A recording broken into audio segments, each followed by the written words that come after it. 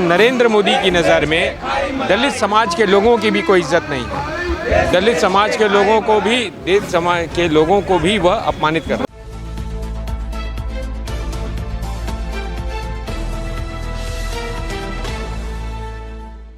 हम कह रहे हैं मोदी हटाओ लोकतंत्र बचाओ, मोदी हटाओ संविधान बचाओ।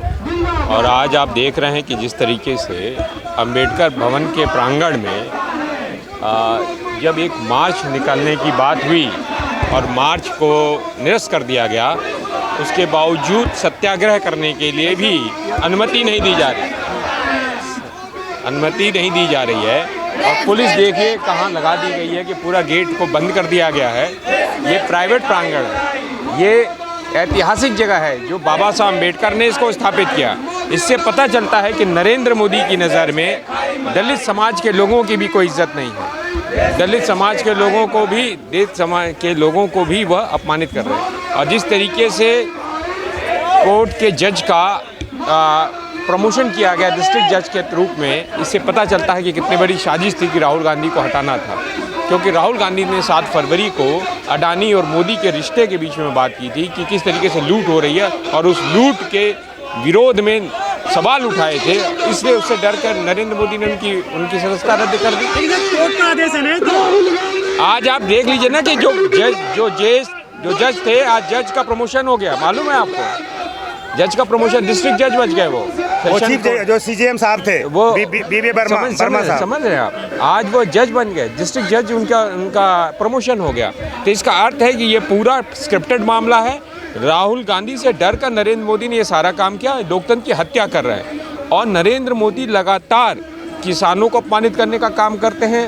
किसान वह जातियां हैं जो सबसे ज़्यादा आपकी पिछड़ी जातियां हैं, उनके साथ अपमानित करते हैं, उनको अपमानित करने का काम करते हैं। और दलितों के जितने अधिकार हैं उन पर कुटाराघात करते हैं, लेटरल एंट्री करते हैं। और उसके सारे IAS और IPS वो अपने लोगों को बना रहे हैं, RSS के लोगों को बना रहे हैं। तो कहाँ है दलितों पिछड़ों का? और अगर ये सवाल कोई उठा दे कि इतनी खदानें, इतनी कोयला, ये सारी चीज़ें, बिजली आप जो है दे रहे हैं अडानी को, क्यों दे रहे हैं? और ये 20,000 करोड़ रुपए का क्या मामला है? नरेंद्र मोदी को बताना चाहिए कि ये 20,000 करोड़ रुपये, ये 20,000 करोड़ रुपए का मामला क्या है? 20,000 करोड़ रुपये कहाँ से आया? ये शेल कंपनियां क्यों हैं? विनोद अडानी ने अपना नाम विनोद शाह क्यों रखा? वो भारत क्यों नहीं आते हैं? इन सब का सवाल का उत्तर मिलना चाहिए। UAE में जो शुजा पाशा हैं या पाकिस्तान के जो जनरल ISI के जो पूर्व प्रमुख हैं, वो वहाँ के रक्षा विशेषज्ञ बनते हैं, रक्षा एडवाइजर्स बनते हैं। उनसे क्या संबंध है? UAE के साथ आप जो फ्री ट्रेड एग्रीमेंट्स कर रहे हैं और अडानी को फ़ायदा पहुंचाने का काम कर रहे हैं, वो क्यों हो रहा है? उसमें किसका पैसा है? लेकिन JPC भी नहीं गठन की रही है अभी तो सरकार। मैं वही कह रहा हूँ, ये सरकार JPC भी नहीं गठन करना चाहिए। क्यों? आखिरकार क्यों बचाना चाहती है?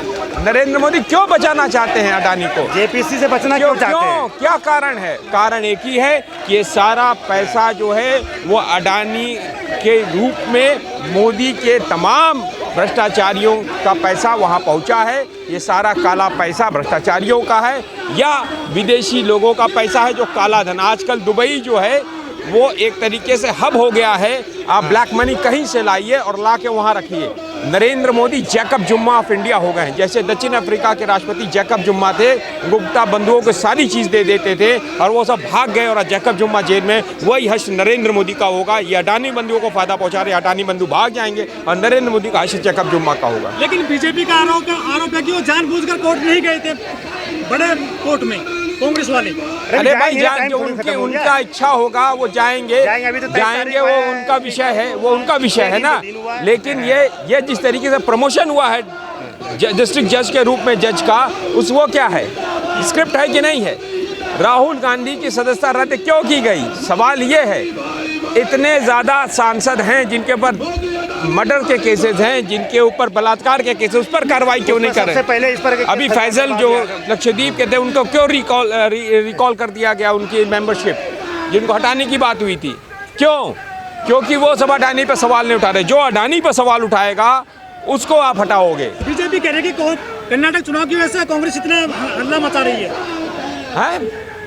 देखिए, कर्नाटक का चुनाव एक अलग विषय है और यह देश के लूट के खिलाफ लड़ाई हो रही है। ये नरेंद्र मोदी बचा क्यों रहे हैं अडानी को, इस पर क्यों नहीं सवाल का जवाब दे रहे? 20,000 करोड़ रुपए का क्या मामला है, किसका पैसा है वो? आईएसआई के लोगों का पैसा है कि देश के विरोधी ताकतों का पैसा है? किसका पैसा है वो? उसमें चाइना के लोग हैं, किसका चाइना के किसका पैसा है? किसका पैसा है? नरेंद्र मोदी बताएंगे? वो जो सेल पर एजेंसी काम करेंगे ना, वो तो कौन जांच एजेंसी? सेबी उनके पास है, वो कुछ जांच नहीं कर रही है। सीबीआई उनके पास है, कोई जांच नहीं। ईडी उनके पास है, ईडी तो विरोधियों के घर में जा रही है। 2019 से समझ रहे हैं? ईडी आपके घर आ जाएंगे, हमारे घर आ जाएंगे। मोदी के कहने के कारण वो जो है अडानी के घर क्यों नहीं जा रही है? अरे साफ साफ दिख रहा है अडानी का। जी बताइए। हाँ, सेबी की जो बात आपने कहा, सेबी है, डीआरआई है, ये सब तो 2 बरस से कर रहे हैं। महुआ मित्रा ने कई बार आज जो हिंडनबर्ग में आया है, हिंडनबर्ग ने कुछ नहीं किया है। ये हमारे देश के कई एमपी ने, कई जर्नलिस्ट, आपने रवि नायर का नाम सुना होगा, वो इन्वेस्टिगेटिव जर्नलिस्ट हैं, वो सब ने कई बात उठाए, लेकिन सरकार उसको कूड़े में रख देती है। सेबी कर रही है काम, जिसको सरकार को देखो वहाँ 2 बरस से इन्वेस्टिगेट कर रहे हैं, कुछ नहीं मिला। लेकिन यदि राहुल गांधी को देना था 7 फरवरी को, ये 16 फरवरी या 26 फरवरी, 16 फरवरी या 20 फरवरी से कोर्ट का वो रिवाइव किए और जाकर के 23 मार्च तक में 1 महीने के अंदर में सारा फैसला सुना दिए। इतना स्पीड से जो बोल्ट था ना, बोल्ट जो फास्टेस्ट, उस स्पीड से चलती है सरकार, जिसको देना है। अदरवाइज तो कितने मर्डर के केस हैं, ये हैं वो हैं, कौन सुनते हैं केस को? कैसे पहले स्टे किसने करता है? लोग यदि मेरे पर केस किया तो मैं स्टे लाऊंगा, जिसने केस करने वाले ने स्टे करवा दिया उस केस को, 2 बरस तक रखा। तो ये सब षड्यंत्र नहीं दिख रहा है? चलो ठीक है, जुडिशरी ने अपना कोई फैसला जो दिया है, लेकिन लोगों को दिख रहा है। इंसाफ ऐसी होनी चाहिए जो दिखनी भी चाहिए, सिर्फ इंसाफ होने से नहीं होता है। अब बाकी जो बचा, ये सब जो कहते हैं ये डाइवर्टेक्टिक्स है, जहाँ तक ओबीसी की बात करते हैं, अरे ये तो बता रहे हैं भाई ललित मोदी फलना, ये सब भागने वाले को ओबीसी जोड़ रहे हैं, ये तो ओबीसी का बदनाम कर रहे हैं भाई। इसमें भागने वाले जो पैसा लेके भागे हैं, मैं बताता हूँ आपको। Lalit Modi, he is not the OBC. Vijay Mallya, he is not the OBC. Nirav Modi, he is not the OBC. उसकी वाइफ भी का नाम है, कौन मोदी नाम भूल गया मैं, मेहुल चौकसी, अभी उसको रेड कॉर्नर उसको हटवा दिए। ये सबको बोलते हैं ओबीसी। अरे भाई ओबीसी समाज को भागौड़ों से क्यों जोड़ रहे हो? ओबीसी समाज को भगवान ओबीसी है ना, अरे प्रधान वो तो भगाने वाले में है। ओबीसी समाज वो उसने भगाए हैं, उन्होंने नहीं भगाए। जो भगाने वाले को नाम से क्यों जोड़ रहे हैं? बोले हमने वो भागे हैं लेकर के। यदि भागने वाला जो भी हो, ओबीसी हो, वो तो चोर है ना। लेकिन इसमें जो भागे हैं पैसा लेकर, उसमें तो कोई ओबीसी नहीं है। सारे ओबीसी तो चोर नहीं है ना। हाँ, सारे ओबीसी। ये कौन बोल रहा है?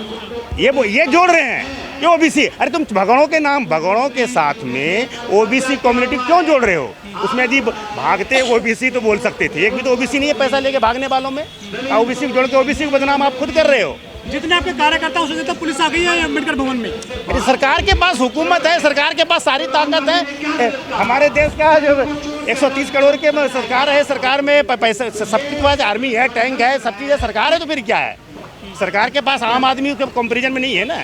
सरकार जो भी रहेंगे उसके पास सारे संसाधन है। देश के 48 लाख सेंट्रल गवर्नमेंट एम्प्लॉई है, 13 लाख 14 लाख आर्मी है, पुलिस है, सब चीज़ है। वो तो सरकार के पास रहेगी, वो हम आम जनता, इसलिए तो हमारे देश में सत्याग्रह करते हैं। राहुल बाहर हो गए, आपका नेता कौन है?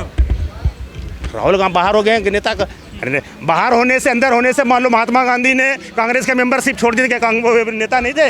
ऐसा कोई जरूरी नहीं, नेता को पोस्ट लेने जरूरी है। कोई हमारे देश में, हम सुनिए बताते हैं, आप जयप्रकाश नारायण ने कौन सा पोस्ट लिए थे? जयप्रकाश मूवमेंट जब स्टार्ट हुआ था उन्होंने कोई पोस्ट, कोई जरूरी नहीं है कि हर आदमी को पोस्ट चाहिए। अब ये हमारे जो उदित राज साहब थे, ये तो इनकम टैक्स कमिश्नर थे, चाहते तो बहुत अच्छे से आराम की ज़िंदगी जी रहे थे। कोई ज़रूरी नहीं है कि आप नेता बनने के लिए, मसीहा बनने के लिए आपको पोस्ट की ज़रूरत है। इसका सबसे बड़ा एग्जाम्पल हमारे देश में एक महात्मा गांधी, दूसरा जयप्रकाश नारायण, लोक नायक थे ना, उनको कोई पोस्ट था? आज़ादी के बाद उन्होंने कोई एक्टिव पॉलिटिक्स में भाग नहीं लिया, लेकिन जब उन्होंने 77 में लोगों ने कहा तो उन्होंने बिना पोस्ट का काम किए। इसलिए ऐसा मत सोचिए कि राहुल गांधी को कोई पोस्ट नहीं है। अरे एमपी तो खत्म हुआ है, तो ठीक है, देखा जाएगा अभी तो। और पूछिए, मुद्दे कौन उठाएगा संसद में? अरे संसद में 52 खड़गे साहब नहीं है, खड़गे नहीं है, ढेर सारे एमपी हैं, ऐसा मुद्दे उठाएंगे? ऐसा नहीं, इतने एमपी हैं, मान लो 52-53 एमपी में एक एमपी चले गए, बाकी लोग हैं सब ऑल आर कॉम्पिटेंट। ऐसा कोई नहीं है, all are competent and they are more competent than the Modi at least. इनकी क्या डिग्री है बताइए? इधर सुनिए, मोदी को कहते हैं भाई, वो खुद बोलते हैं मैंने पढ़ा नहीं 12वीं के पास, कहीं फिर डिग्री दिखाते हैं कि हमने MA इन इंटायर पॉलिटिकल साइंस किए। बताइए कौन से कॉलेज से किए भाई? लोग पूछ रहा है ना कॉलेज का नाम बताओ, अपने कलीग का नाम बताओ, या जूनियर का सीनियर का नाम ढूंढे।